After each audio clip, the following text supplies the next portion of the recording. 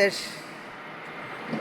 এত নদী আছে যে পৃথিবীর ভিতরে আমাদের বাংলাদেশ শ্রেষ্ঠ নদীর দিক দিয়ে আমি এখন আছি ধল্লা নদীর উপরে, যেটা ঢাকা জেলা অর্থাৎ বাংলাদেশের রাজধানী ঢাকা জেলা ও মানিকগঞ্জ জেলার মাঝামাঝি জায়গায় আমি দাঁড়ায় আছি।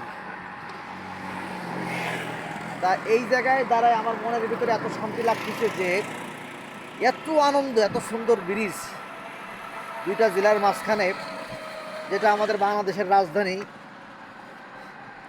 সেই রাজধানী জেলা ঢাকা জেলা আর মানিকগঞ্জ জেলা। এই মানিকগঞ্জের লোকজন এত গান প্রিয়,